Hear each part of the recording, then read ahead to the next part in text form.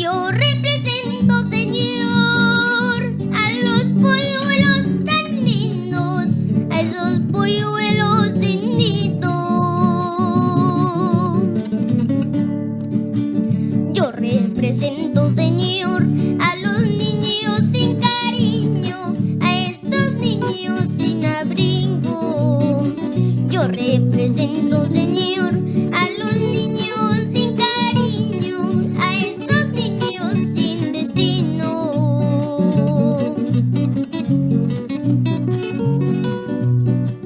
Su dolor es mi dolor, la adversidad que azotan esos tiernos cuerpecitos.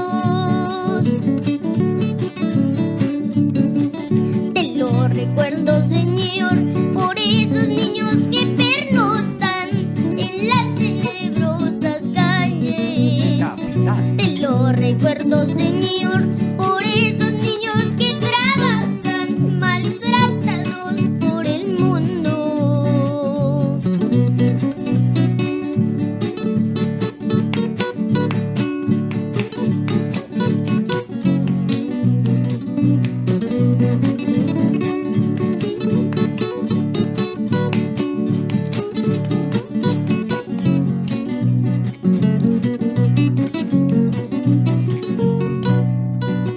Quiero que escuche, Señor, ponga sus ojos en ellos y des la paz en su vida.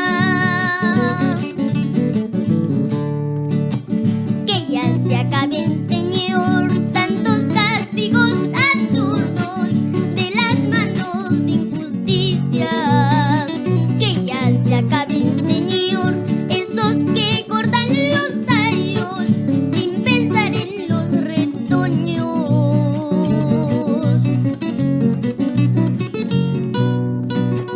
Su vivir es mi vivir, llevo sus penas conmigo y las convierto en mi canto.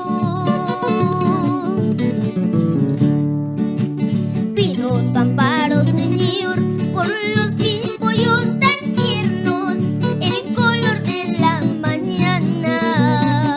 Pido tu amparo, Señor, por los vástagos hermosos, el fruto de la esperanza.